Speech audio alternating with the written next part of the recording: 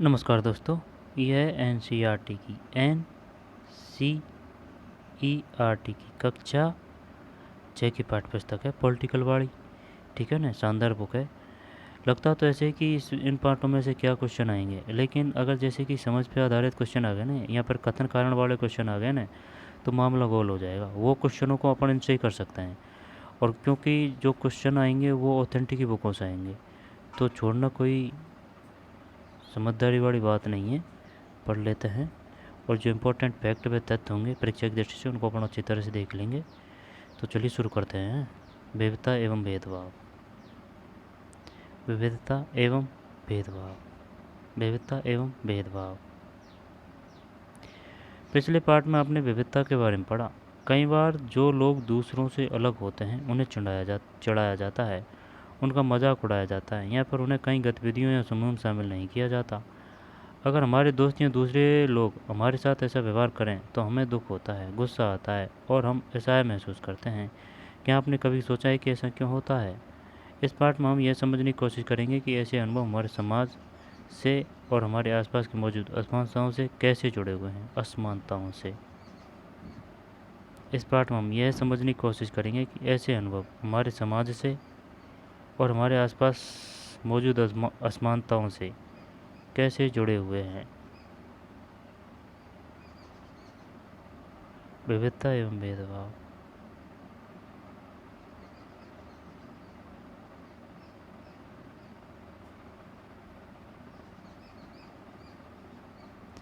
हम क्या हैं और हम कैसे हैं, यह कई चीज़ों पर निर्भर करता है। हम कैसे रहते हैं, हम कैसे रहते हैं, कौन सी भाषाएं बोलते हैं, क्या खाते हैं, क्या पहनते हैं, कौन से खेल खेलते हैं और कौन से उत्सव मनाते हैं, इन सब पर हमारे रहने की जगह के भूगोल और उसके इतिहास का असर पड़ता है। ठीक है, हम क्या हैं और हम कैसे हैं, यह कई चीज़ों पर निर्भर करता है। हम कैसे रहते हैं और कौन सी भाषाएं बोलते हैं, क्या खाते हैं, क्या पहनते हैं, कौन से खेल खेलते हैं, कौन से उत्सव मनाते हैं, इन सब पर हमारे रहने की जगह के भूगोल और उसके इतिहास का असर पड़ता है।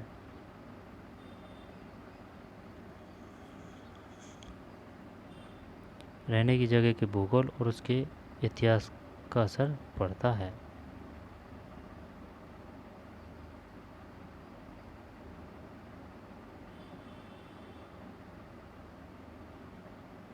भूगोल और उसके इतिहास का असर पड़ता है। अगर आप संक्षेप में ही निम्नलिखित बिंदुओं पर ध्यान दें तो भी यह अंदाज़ा लग जाएगा कि भारत कितनी विविधता वाला देश है। संसार में 8 मुख्य धर्म है। 8 मुख्य की बात आ रही है, 8 है। भारत में उन 8 धर्मों के अनुयायी यानी मानने वाले रहते हैं। यहाँ 1600 से ज़्यादा भाषाएं बोली जाती है। कितनी? 1600। जो लोगों की मातृभाषा है। यहाँ 100 से भी ज़्यादा तरह के नृत्य किए जाते हैं। यह विविधता हमेशा खुश होने का कारण नहीं बनती। हम उन लोगों के साथ सुरक्षित एवं आश्वस्त महसूस करते हैं जो हमारी तरह दिखते हैं, बात करते हैं, कपड़े पहनते हैं और हमारी तरह सोचते हैं। कभी कभी जब हम ऐसे लोगों से मिलते हैं जो हमसे बहुत भिन्न होते हैं तो हमें वे बहुत अजीब और अपरिचित लग सकते हैं। कई बार हम समझ ही नहीं पाते या जान ही नहीं पाते कि वे हमसे अलग क्यों हैं। लोग अपने से अलग दिखने वालों के बारे में खास तरह की राय बना लेते हैं।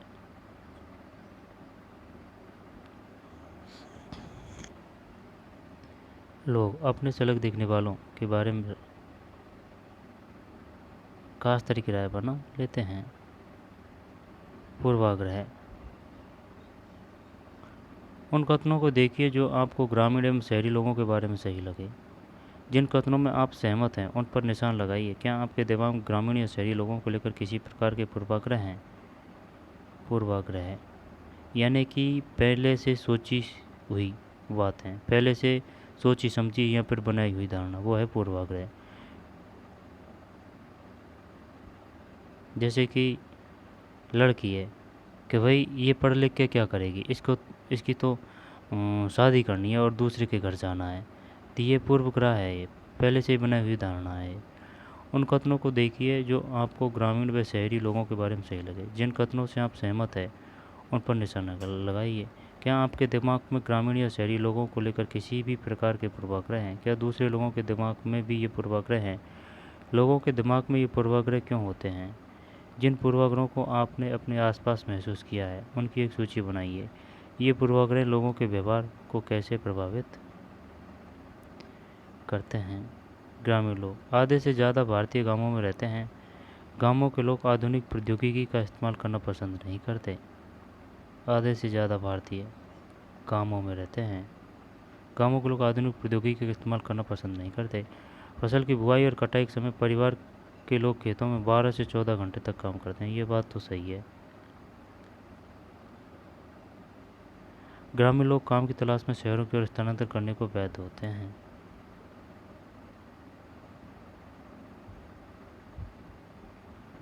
शहरी लोग शहरी जीवन बड़ा आसान होता है। यहाँ के लोग बिगड़े हुए और आलसी होते हैं। ऐसा नहीं है, है ना? ऐसे ही क्वेश्चन आएंगे। तो क्या सोच रहा है कि अलग क्वेश्चन आएंगे? इसी प्रकार के क्वेश्चन आएंगे। आधे से ज़्यादा भारतीय गांवों में रहते हैं। ये बात तो सही है। गांव के लोग आधुनिक प्रौद्योगिकी का इस्तेमाल करना पसंद नहीं करते। नहीं, अब ऐसी बात नहीं है। अब बदल रहा है ग्रामीण इलाका, ग्रामीण परिवेश। फसल की बुआई और कटाई के समय परिवार के लोग, ये सही है ना? 12 से 14। ग्रामीण लोग काम की तलाश में शहरों की ओर स्थानांतरित करने को बाध्य होते हैं। शहरी लोग शहरों में लोग अपने परिवार के सदस्यों के साथ बहुत कम समय बिताते हैं।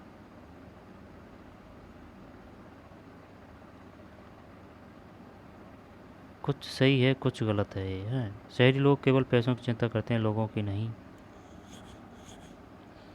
शहरों में रहना बहुत महंगा पड़ता है। लोगों की कमाई का एक बहुत बड़ा बड़ा हिस्सा किराए और आने जाने में खर्च हो जाता है। ये तो सही है। ठीक है।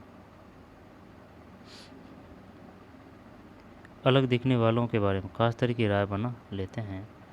इनमें से कुछ कथन ग्रामीण लोगों को अज्ञानी की तरह देखते हैं, जबकि शहर में रहने वाले लोगों को आलसी एवं सिर्फ पैसे से सरोकार रखने वालों की तरह देखते हैं। जब हम किसी के बारे में पहले से कोई राय बना लेते हैं और उसे हम अपने दिमाग में बैठा लेते हैं तो वह पूर्वाग्रह का रूप ले लेती है। आई बात समझ में?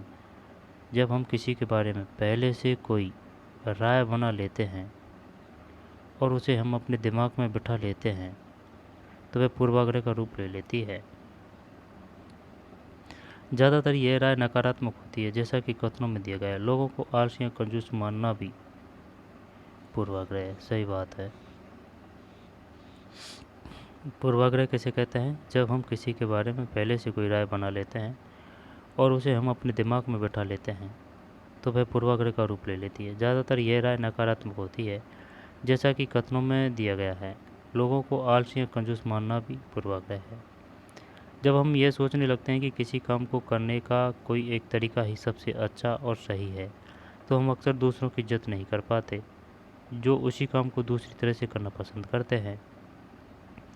उदाहरण के लिए, अगर सोचें कि अंग्रेजी सबसे अच्छी भाषा है और दूसरी भाषा महत्वपूर्ण नहीं है तो हम अन्य भाषाओं को बहुत नकारात्मक रूप से देखेंगे।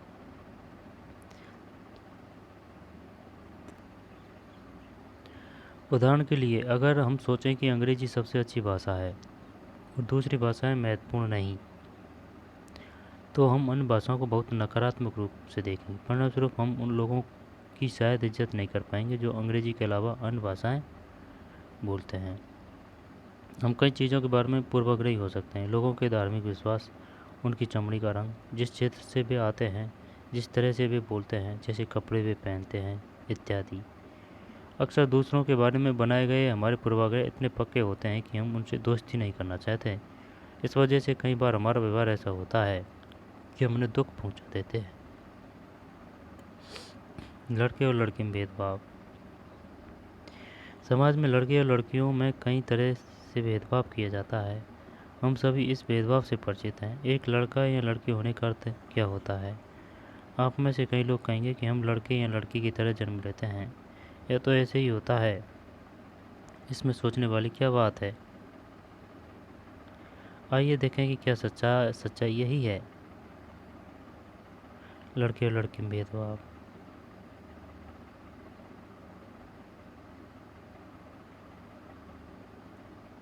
नीचे दिए गए कथनों की सूची में से तालिका को भरिए, अपने उत्तर के कारणों पर चर्चा कीजिए। वे बहुत ही सुशील है, उनका बात करने का तरीका बड़ा सौम्य और मधुर है। वे शारीरिक रूप से बलिष्ठ है, वे शरारत है, वे नृत्य करने और चित्रकारी में निपुण है, वे रोते नहीं, वे उद्यमी हैं, वे खेल में निपुण है, वे खाना पकाने में निपुण है, वे भावुक हैं।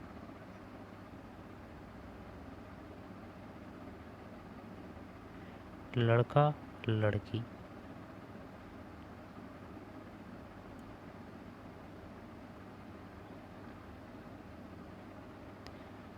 लोग तरह तरह की बातें करते हैं। मैं लंगड़ाता हूँ, मेरी बोली लड़खड़ाती है। इसके अलावा और भी बहुत कुछ। कभी मैं उदास हो जाता हूँ तो कभी दुखी। लोग मेरा मजाक उड़ाते हैं। ये नई बात नहीं है। अगर तुम मेरी जगह होते तो क्या करते? अब ऐसा नहीं है। अब पब्लिक की सोच बदल रही है। जिसकी शिक्षा ही अगर ख़राब हुई है, यहाँ पर परिवार में उसको सही शिक्षित नहीं किया गया है, यहाँ पर टीचर ने नहीं शिक्षित किया है, तो वो ही दिव्यांगों का अपमान करेगा, वही मजाक उड़ाएगा। तुम दूसरों से कितनी अलग दिखती हो। मैं एक इंसान हूँ, मुझे शर्म आती है। घूरती आंखों से मैं छिप जाना चाहती हूँ।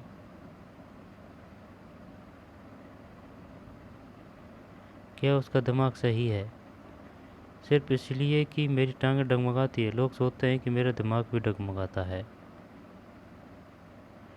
ऊपर के चित्रों से जो बच्चे हैं उन्हें पहले विकलांग कहा जाता था। इस शब्द को बदलकर आज उनके लिए जो शब्द प्रयोग किए जाते हैं वे खास जरूरत वाले बच्चे, उनके बारे में लोगों के पूर्वाग्रहों को यहाँ बड़े अक्षरों में दिया गया है। साथ में उनकी अपनी भावनाएं और विचार भी दिए गए हैं। ये बच्चे अपने से जुड़ी रूढ़िबद्ध धारणाओं के बारे में क्या कह रहे हैं और क्यों, इस पर चर्चा कीजिए। आपकी राय में क्या खास ज़रूरतों वाले बच्चों को सामान्य स्कूल में पढ़ना चाहिए? उनके लिए अलग स्कूल होने चाहिए? अपने जवाब के पक्ष में तर्क दीजिए। अलग स्कूल हो तो कोई दिक्कत ही नहीं है, ठीक है ना?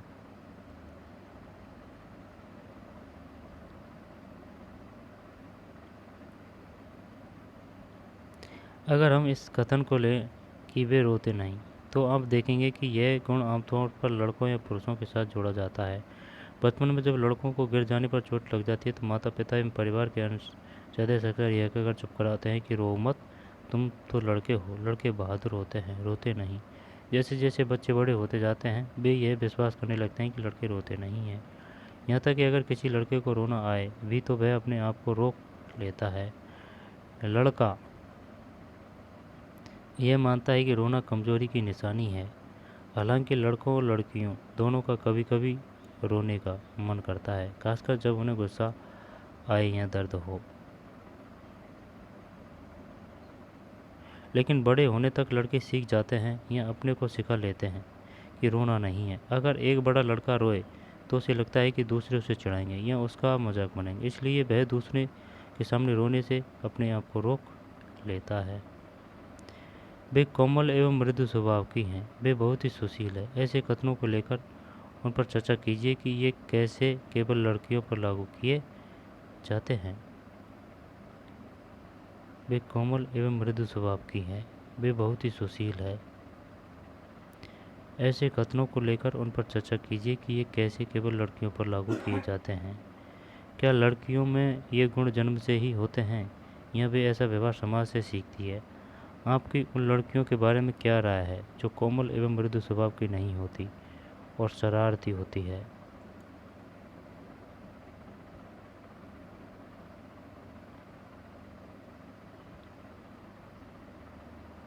ठीक आपको रोक लेता है, इसलिए दूसरों के सामने रोने से अपने आप को रोक लेता है।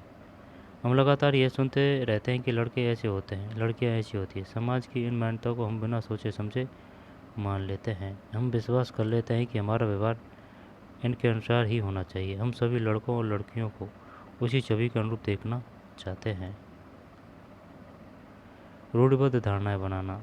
जब हम सभी लोगों को एक ही छवि में बांध देते हैं या उनके बारे में पक्की धारणा बना लेते हैं तो उसे रूढ़िबद्ध धारणा कहते हैं। कई बार हम किसी खास देश, धर्म, लिंग के होने के कारण किसी को कंजूस, अपराधी या बेवकूफ़ ठहराते हैं। ऐसा दरअसल उनके बारे में मन में एक पक्की धारणा बना लेने के कारण होता है। हर देश, धर्म आदि में हमें कंजूस, अपराधी, बेवकूफ़ लोग मिल ही जाते हैं, सिर्फ इसलिए कि कुछ लोग उस समूह में वैसे हैं। पूरे समूह के बारे में ऐसी राय बनाना वाजिब नहीं है। इस प्रकार की धारणा हमें प्रत्येक इंसान को एक अनोखे और अलग व्यक्ति की तरह देखने से रोक देती है।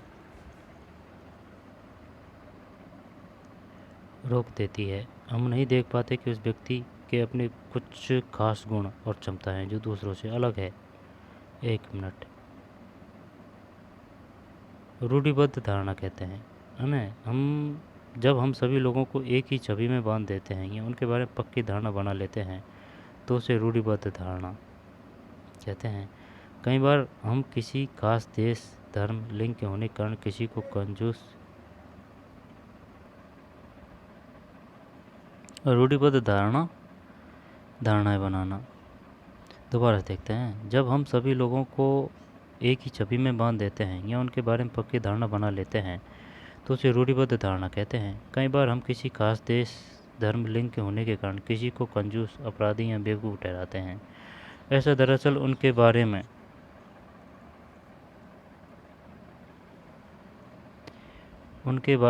मन में एक पक्की धारणा बना लेने के कारण होता है। हर देश, धर्म आदि हमें कंजूस, अपराधी, बेवकूफ़ लोग मिल ही जाते हैं, सिर्फ इसलिए कि कुछ लोग उस समूह में वैसे हैं। पूरे समूह के बारे में ऐसी राय बनाना वाजिब नहीं है। वाजिब। इस प्रकार की धारणा हमें प्रत्येक इंसान को एक अनोखे और अलग व्यक्ति की तरह देखने से रोक देती है। हम नहीं देख पाते कि उस व्यक्ति के अपने कुछ खास गुण और क्षमता हैं जो दूसरों से अलग है। रूढ़िबद्ध धारणाएं बड़ी संख्या में लोगों को एक ही प्रकार के खांचे में जड़ देती है। जैसे माना जाता था कि हवाई जहाज उड़ाने का काम लड़कियां नहीं कर सकती हैं। इन धारणा का असर हम सब पर पड़ता है। कई बार ये धारणा हमें ऐसे काम करने से रोकती है जिनको करने की काबिलियत शायद हमें हो। ये बात तो सही है। इन धारणाओं का असर हम सब पर पड़ता है। कई बार ये धारणा हमें ऐसे काम करने से रोकती है जिनको करने की काबिलियत शायद हमें में हो। ठीक है ना? काबिलियत है लेकिन धारणाएं बना रखी है, इस वजह से उस काम को नहीं करते और बहुत बड़ा काम लगता है वो, शायद हमें हो। असमानता एवं भेदभाव। वे कोमल एवं मृदु स्वभाव की है, वे बहुत सुशील है। ऐसे कथनों को लेकर उन पर चर्चा कीजिए कि ये कैसे केवल लड़कियों पर लागू किए जाते हैं। क्या लड़कियों में ये गुण जन्म से ही होते हैं या वे ऐसा व्यवहार समाज में सीखती है? आपकी उन लड़कियों के बारे में क्या राय है जो कोमल एवं मृदु स्वभाव की नहीं होती और शरारती होती हैं?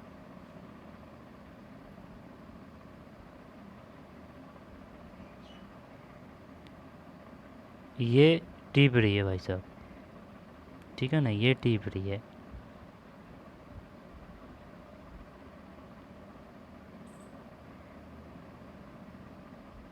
असमानता एवं भेदभाव।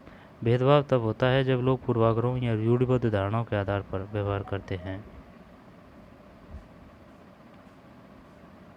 अगर आप लोगों को नीचा दिखाने के लिए कुछ करते हैं, अगर आप उन्हें कुछ गतिविधियों में भाग लेने से रोकते हैं, किसी खास नौकरी को करने से रोकते हैं। असमानता एवं भेदभाव। भेदभाव तब होता है जब लोग पूर्वाग्रहों या रूढ़िबद्ध धारणाओं के आधार पर व्यवहार करते हैं। अगर आप लोगों को नीचा दिखाने के लिए कुछ करते हैं, अगर आप उन्हें कुछ गतिविधियों में भाग लेने से रोकते हैं, किसी खास नौकरी को करने से रोकते हैं या किसी मोहल्ले में रहने नहीं देते, एक ही कुएं या हैंडपंप से पानी नहीं लेने देते और दूसरों द्वारा इस्तेमाल किए जा रहे कप में गिलास में चाय नहीं पीने देते, तो इसका मतलब है कि आप उनके साथ भेदभाव कर रहे हैं। भेदभाव कई कारणों से हो सकता है। आप ये याद करें कि पिछले पाठ में समीर 1 और समीर 2 एक दूसरे से बहुत भिन्न थे। उदाहरण के लिए उनका धर्म अलग था। यह विविधता का एक पहलू है, पर यह भेदभाव का कारण भी बन सकता है। ऐसा तब होता है जब लोग अपने से भिन्न प्रथाओं और रिवाजों को निम्न कोटि का मानते हैं। दोनों समीरों में एक और अंतर उनकी आर्थिक पृष्ठभूमि का था। समीर 2 गरीब विविधता का पहलू नहीं है, यह तो असमानता है। बहुत लोगों के पास अपने खाने, कपड़े और घर की मूल ज़रूरतों को पूरा करने के लिए साधन और पैसे नहीं होते, इस कारण दफ्तरों, अस्पतालों, स्कूलों आदि में उनके साथ भेदभाव किया जाता है। कुछ लोगों को विविधता और असमानता पर आधारित दोनों ही तरह के भेदभाव का सामना करना पड़ता है। एक तो इस कारण कि वे उस समुदाय के सदस्य हैं जिनकी संस्कृति को मूल्यवान नहीं माना जाता। ऊपर से यदि वे गरीब हैं और उनके पास अपनी ज़रूरतों को पूरा करने के साधन नहीं हैं, तो इस आधार पर भी भेदभाव किया जाता है। ऐसे दोहरे भेदभाव का सामना कई जनजाति लोगों, धार्मिक समूह और खास क्षेत्र के लोगों को करना पड़ता है। दलित वह शब्द है जो नीचे कही जाने वाली जाति के लोग अपनी पहचान के रूप में इस्तेमाल करते हैं। वे इस शब्द को अछूत से ज़्यादा पसंद करते हैं। दलित का मतलब है जिन्हें दबाया गया, कुचला गया। दलितों के अनुसार यह शब्द दर्शाता है कि कैसे सामाजिक प्रभावों और भेदभावों ने दलित लोगों को दबा कर रखा है। सरकार ऐसे लोगों को अनुसूचित जाति के वर्ग में भी रखती है। दलित वह शब्द है जो नीचे कही जाने वाली जाति के लोग अपनी पहचान के रूप में इस्तेमाल करते हैं। वे इस शब्द को अछूत से ज़्यादा पसंद करते हैं। दलित वह शब्द है जो नीचे कही जाने वाली जाति के लोग अपनी पहचान के रूप में इस्तेमाल करते हैं। वे इस शब्द को अछूत से ज़्यादा पसंद करते हैं, यानी अछूत से बढ़िया शब्द है दलित। दलित का मतलब है जिन्हें दबाया गया, कुचला गया। दलितों के अनुसार यह शब्द दर्शाता है कि कैसे सामाजिक पूर्वाग्रहों और भेदभावों ने दलित लोगों को दबाकर रखा है। सरकार ऐसे लोगों को अनुसूचित जाति के वर्ग में रखती है। रूढ़िबद्ध धारणाओं एवं भेदभाव में क्या अंतर है? आपके अनुसार जिस व्यक्ति के साथ भेदभाव होता है उसे कैसा महसूस होता है? भारत के एक महान नेता डॉक्टर भीमराव अम्बेडकर ने जाति व्यवस्था पर आधारित भेदभाव के अपने अनुभवों के बारे में लिखा है। यह अनुभव उनको 1901 में हुआ था। डॉक्टर भीमराव अम्बेडकर की बात आ रही है। कब हुआ था? 1901 में हुआ था, जब वे केवल 9 साल के थे। वे महाराष्ट्र के कोरेगांव में अपने भाइयों के साथ पिता से मिलने गए थे। बड़ी देर हमने इंतज़ार किया पर कोई नहीं आया। 1 घंटा बीत गया तो स्टेशन मास्टर पूछने आ गए। उन्होंने हमसे हमारे टिकट मांगे, जो हमने दिखा दिए। उन्होंने पूछा कि हम वहाँ क्यों रुके हुए थे। हमने बताया कि हमें कोरेगांव जाना था और हम पिताजी या उनके नौकर के आने का इंतज़ार कर रहे थे, लेकिन दोनों में से कोई भी नहीं पहुंच पाया था और हमें पता नहीं था कि कोरेगांव कैसे पहुंचते हैं। हमने बहुत अच्छे कपड़े पहन रखे थे। हमारे कपड़ों और बोली से कोई भी यह अंदाज़ा नहीं लगा सकता कि हम अछूतों के बच्चे थे। निश्चित ही स्टेशन मास्टर को यह लगा कि हम ब्राह्मण बच्चे हैं और वे हमारी मुश्किल को देखकर बड़े परेशान हुए। जैसा कि हिंदुओं में होता है कि स्टेशन मास्टर ने होता ही है। स्टेशन मास्टर ने हमसे पूछा कि हम कौन हैं। बिना एक पल की सोचे मेरे मुँह से निकल गया कि हम महार हैं। मुंबई प्रांत में महार समुदाय को अछूत माना जाता है। महार कुम्हार तो नहीं होते हैं, महार। यहाँ पर पता नहीं महार जाति क्या है भाई। कुम्हार को बोलते हैं या फिर धोबी में से है, कुम्हार में से होगी शायद, पता नहीं है। महार। उनको एकदम से धक्का लगा, वे भौचक्के रह गए। उनके चेहरे पर अचानक परिवर्तन हुआ। हमने देख लिया कि एक अजीब सी घृणा की भावना उन पर हावी हो गई। उन्होंने जैसे ही मेरा जवाब सुना वे अपने कमरे में वापस चले गए और हम वहीं खड़े रह गए। 15-20 मिनट बीत गए। सूरज बिल्कुल छिप सा गया। पिताजी आए नहीं थे, नहीं उनका नौकर। अब स्टेशन मास्टर भी हमें छोड़कर चले गए थे। हम काफ़ी घबराए हुए थे। यात्रा के शुरू में जो खुशी और उत्साह की भावना थी उसकी जगह अब अत्यधिक उदासी ने ले ली थी। आधे घंटे बाद स्टेशन मास्टर लौट कर आए तो पूछा कि हम क्या करने की सोच रहे हैं। हमने कहा कि अगर हमें किराए पर एक बैलगाड़ी मिल जाती तो हम कोरेगांव जा सकते थे। अगर कोरेगांव ज़्यादा दूर नहीं हो तो हम फ़ौरन निकलना चाहते थे। वह किराया पर कहीं बैलगाड़ी चल रही थी, लेकिन मैंने स्टेशन मास्टर को जवाब दिया था कि हम महार हैं। उसका पता सबको चल गया था। कोई भी गाड़ीवान अछूत वर्ग की सवारी को ले जाकर अपने आप को गंदा और नीचा नहीं बनाना चाहता था। हम दुगना किराया देने को तैयार थे, पर हमें एहसास हुआ कि बात पैसे से नहीं बन सकती। स्टेशन मास्टर जो हमारे लिए गाड़ी वालों से मोल तोल कर रहे तो चुपचाप खड़े हो गए। समझ नहीं आ रहा था कि क्या करें। So doctor B R Ambedkar, writing and speeches, खंड 12 संपादन बसंत कुंज, मुंबई, शिक्षा विभाग, महाराष्ट्र सरकार।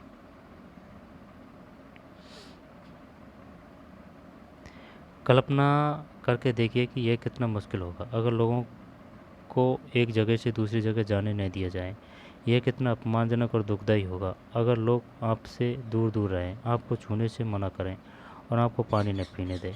समानता के लिए संघर्ष। बच्चे पैसे देने को तैयार थे, फिर भी गाड़ी वालों ने उन्हें ले जाने से मना कर दिया। क्यों? स्टेशन पर लोगों ने डॉक्टर अंबेडकर और उनके भाइयों के साथ कैसे भेदभाव किया। मार होने का पता चलने पर स्टेशन मास्टर जो प्रतिक्रिया हुई थी उसे देखकर बचपन में अंबेडकर को कैसा लगा होगा। अपने शब्दों में वर्णन कीजिए।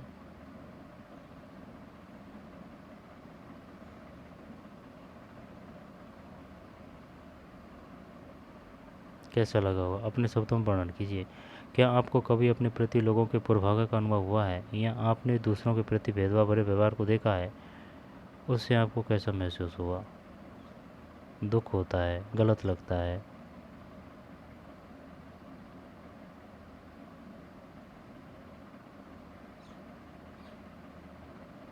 डॉक्टर भीमराव अंबेडकर 1891 से 1956, यानी कि 9 साल तो ये और 56 साल ये।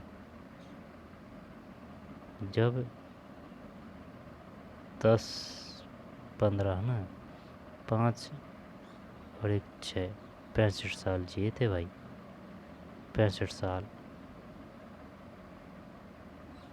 को भारतीय संविधान के पिता एवं दलितों के सबसे बड़े नेता के रूप में जाना जाता है। डॉक्टर अंबेडकर ने दलित समुदाय के अधिकारों के लिए लड़ाई लड़ी थी।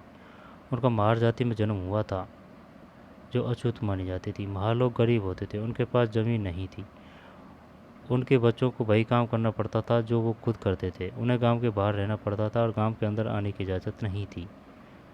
अंबेडकर अपनी जाति के पहले व्यक्ति थे जिसने अपनी कॉलेज की पढ़ाई पूरी की और वकील बनने के लिए इंग्लैंड गए। उन्होंने दलितों को अपने बच्चों को स्कूल कॉलेज भेजने के लिए प्रोत्साहित किया। दलितों से अलग अलग तरह की सरकारी नौकरी करने को कहा ताकि वे जाति व्यवस्था से बाहर निकल पाएँ। दलितों के मंदिर में प्रवेश के लिए जो कई प्रयास किए जा रहे थे उनका अंबेडकर ने नेतृत्व किया। उन्हें ऐसे धर्म की तलाश थी जो सबको समान निगाह से देखें। जीवन में आगे चलकर उन्होंने धर्म परिवर्तन करके बौद्ध धर्म को अपनाया।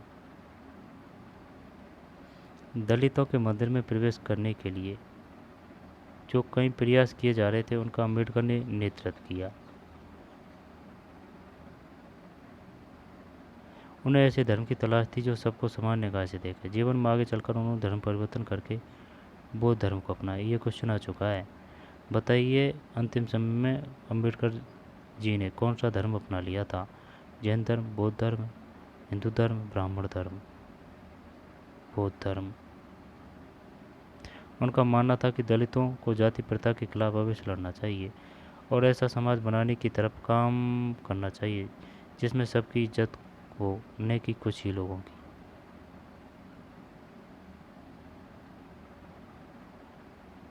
समानता के लिए संघर्ष। समानता के लिए संघर्ष। ब्रिटिश शासन ने आज़ादी पाने के लिए जो संघर्ष किया गया था उसमें समानता के व्यवहार के लिए किया गया संघर्ष भी शामिल था। दलितों, औरतों, जनजातीय लोगों और किसानों ने अपने जीवन में जिस गैर बराबरी का अनुभव किया उसके खिलाफ उन्होंने लड़ाई लड़ी। जैसा कि पहले भी बात हुई है, बहुत सारे दलितों से ने संगठित होकर मंदिर में प्रवेश पाने के लिए संघर्ष किया। महिलाओं ने मांग की कि जैसे पुरुषों के पास शिक्षा का अधिकार है वैसे उन्हें भी अधिकार मिले। किसान और दलितों ने अपने आप को जमींदारों और उनकी ऊंची ब्याज की दर से छुटकारा दिलाने के लिए संघर्ष किया। 1947 में भारत जब आज़ाद हुआ और एक राष्ट्र बना तो हमारे नेताओं ने समाज में व्याप्त कई तरह की असमानता पर विचार किया।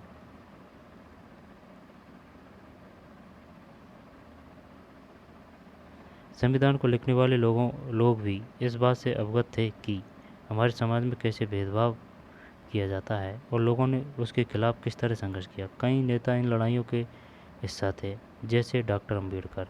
इसलिए नेताओं ने संविधान में ऐसी दृष्टि और लक्ष्य रखा जिससे भारत में सभी लोगों को बराबर माना जाए। समानता को एक अहम मूल्य की तरह माना गया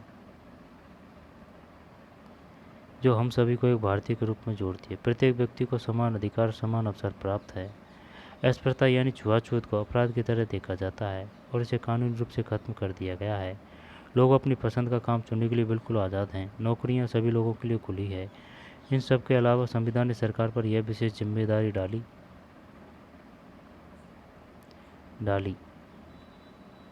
डाली थी कि वह गरीबों और मुख्यधारा से अलग थलग पड़ गए समुदायों को इस समानता के अधिकार के फायदे दिलवाने के लिए विशेष कदम उठाएं। संविधान के लेखकों ने यह भी कहा कि विविधता की इज्जत करना, उसे मूल्यवान मानना समानता सुनिश्चित करने में बहुत ही महत्वपूर्ण कारक है।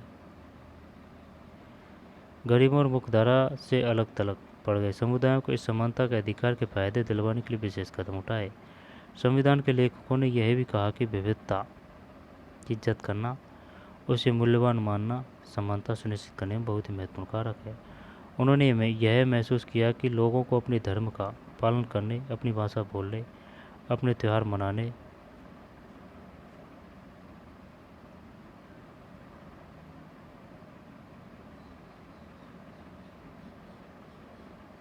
दोबारा सुना है।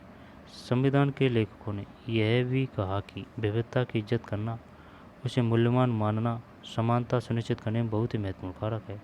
उन्होंने यह महसूस किया कि लोगों को अपने धर्म का पालन करने, अपनी भाषा बोलने, अपने त्यौहार मनाने और अपने आप को खुले रूप से अभिव्यक्त करने की आज़ादी होनी चाहिए। उन्होंने कहा कि कोई एक भाषा, धर्म या त्यौहार सबके लिए अनिवार्य नहीं बनना चाहिए। उन्होंने जोर दिया कि सरकार सभी धर्मों को बराबर मानेगी। इसलिए भारत एक धर्मनिरपेक्ष देश है जहाँ लोग बिना भेदभाव के अपने धर्म का पालन करते हैं।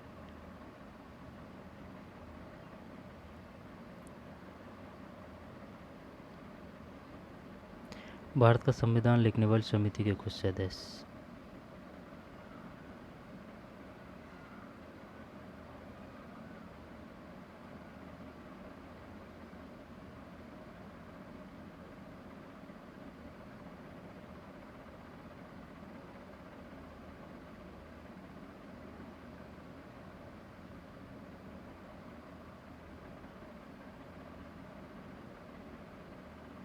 ये जाना पहचाना सा लग रहा है यार। राजेंद्र प्रसाद, पता नहीं भाई, है ना, यहाँ से ले लेते हैं।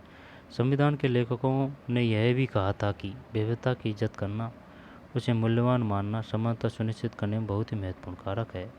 उन्होंने यह महसूस किया कि लोगों को अपने धर्म का पालन करने, अपनी भाषा बोलने, अपने त्यौहार मनाने और अपने आप को खुले रूप से अभिव्यक्त करने की आज़ादी होनी चाहिए। उन्होंने कहा कि कोई एक भाषा, धर्म या त्यौहार सबके लिए अनिवार्य नहीं बनना चाहिए। उन्होंने जोर दिया कि सरकार सभी धर्मों को बराबर मानेगी। इसलिए भारत एक धर्मनिरपेक्ष देश है जहाँ लोग बिना भेदभाव के अपने धर्म का पालन करते हैं।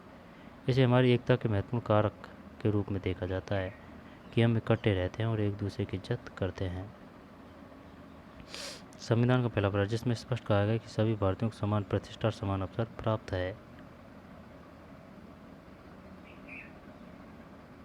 भारत का संविधान।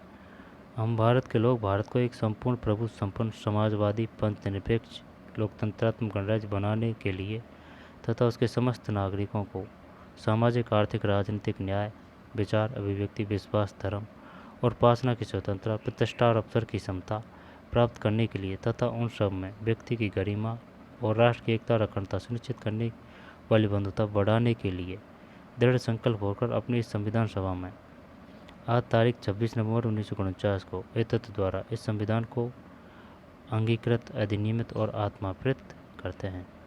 26 नवंबर 1949 ईस्वी को।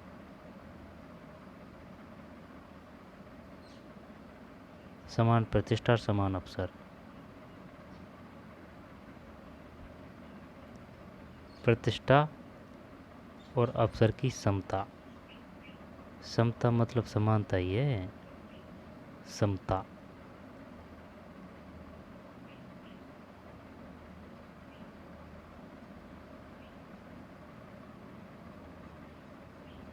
अभ्यास। पाठ हो चुका है भाई, है कुछ रहा है उसको देख लेते हैं।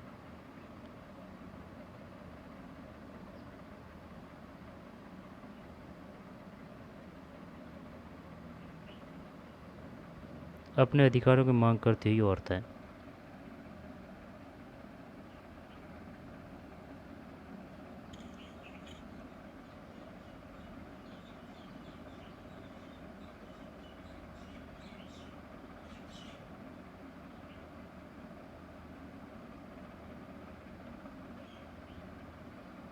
चश्मा लग रखी है भाई।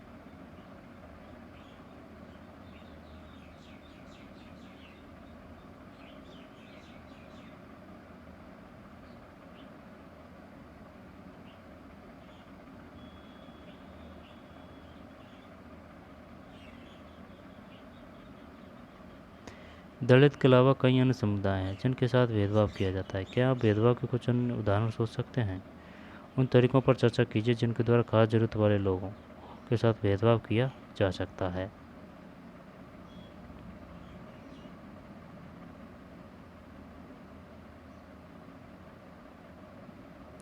बच्चे पैसे देने को तैयार थे, फिर भी गाड़ी वालों ने उन्हें ले जाने से मना कर दिया, क्यों? स्टेशन पर लोगों ने डॉक्टर अंबेडकर और उनके भाइयों के साथ कैसे भेदभाव किया? मार होने का पता चलने पर स्टेशन मास्टर की जो प्रतिक्रिया हुई उसे देखकर बचपन में अंबेडकर को कैसा लगा होगा? अपने शब्दों में वर्णन कीजिए।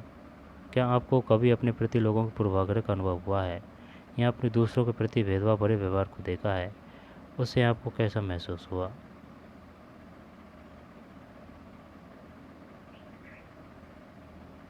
1891 से 1956।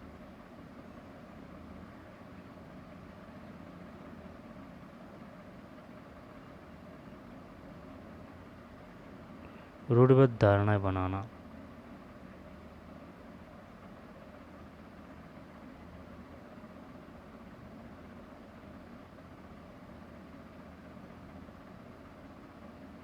लड़के और लड़की में भेदभाव।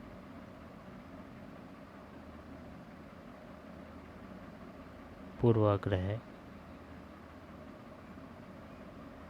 हम क्या हैं और हम कैसे हैं, यह कई चीज़ों पर निर्भर करता है। हम क्या हैं और कैसे हैं।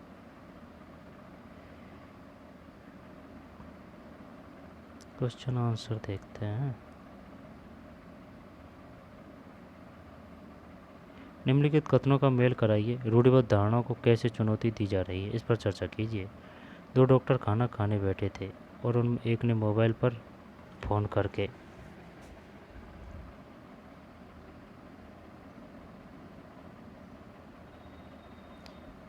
दमा का पुराना मरीज है, अपनी बेटी से बात की जो उस समय स्कूल से लौटी थी। यही है। कै में 3।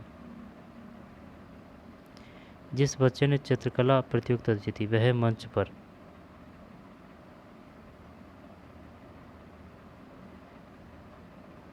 वह पहिए पुरस्कार के लिए एक पहिए वाली कुर्सी पर गया। संसार के सबसे तेज धावकों में से एक दमा का पुराना मरीज है। दमा का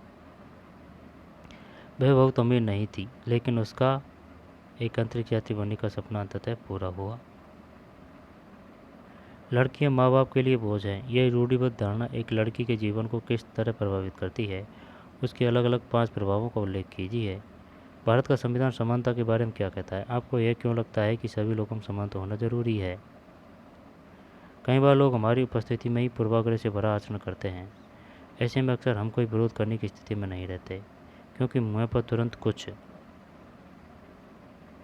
है ना। लड़कियां माँ बाप के लिए बोझ हैं। ये रूढ़िबद्ध धारणा एक लड़की के जीवन को किस तरह प्रभावित करती है, उसके अलग अलग 5 प्रभावों का उल्लेख कीजिए।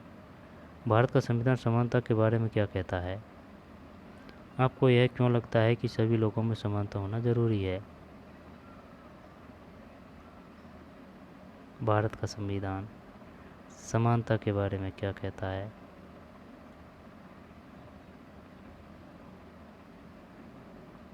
कई बार लोग हमारी उपस्थिति में ही पूर्वाग्रह से भरा आचरण करते हैं। ऐसे में अक्सर हम कोई विरोध करने की स्थिति में नहीं रहते, क्योंकि मुँह पर तुरंत कुछ कहना मुश्किल जान पड़ता है। एक मिनट। लड़कियां माँ बाप के लिए बोझ है, यह रूढ़िबद्ध धारणा एक लड़की के जीवन को किस तरह प्रभावित करती है, उसके अलग अलग 5 प्रभावों का उल्लेख कीजिए। भारत का संविधान समानता के बारे में क्या कहता है? आपको यह क्यों लगता है कि सभी लोगों में समानता होना जरूरी है?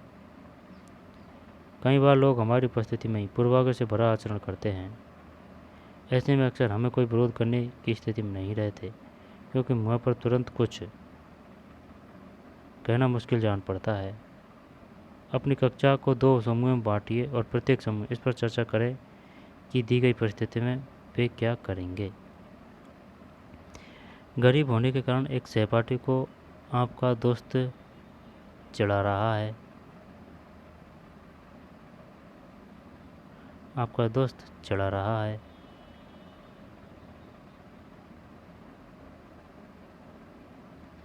आप अपने परिवार के साथ टीवी देख रहे हैं, उनमें से कोई सदस्य किसी खास धार्मिक समुदाय पर पूर्वाग्रह टिप्पणी करता है। आपका दोस्त एक सहपाठी को आपका दोस्त चिढ़ा रहा है। आप अपने परिवार के साथ टीवी देख रहे हैं, उनमें से कोई सदस्य किसी खास धार्मिक समुदाय पर पूर्वाग्रह टिप्पणी करता है। आपकी कक्षा के बच्चे एक लड़की के साथ मिलकर खाना खाने से इनकार कर देते हैं क्योंकि वे सोचते हैं कि वह गंदी है। खाना खाने से किसी समुदाय के साथ उच्चारण का मजाक उड़ाते हुए कोई आपको चुटकुला सुनाता है। लड़के लड़कियों पर टिप्पणी करें, लड़कियां उनकी तरह नहीं खेल सकती। उपयुक्त परिस्थिति में विभिन्न समूहों ने कैसा बर्ताव करने की बात की है, इस कक्षा में चर्चा कीजिए। साथ ही इन मुद्दों को उठाते समय कक्षा में कौन सी समस्याएं आ सकती है, इस पर भी बातचीत कीजिए।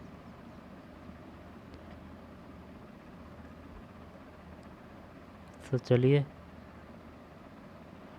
भारत का संविधान, यहाँ से क्वेश्चन आते हैं। बताइए कौन सा शब्द उद्देश्य में है या नहीं है। क्रमबद्ध कीजिए ऊपर से नीचे।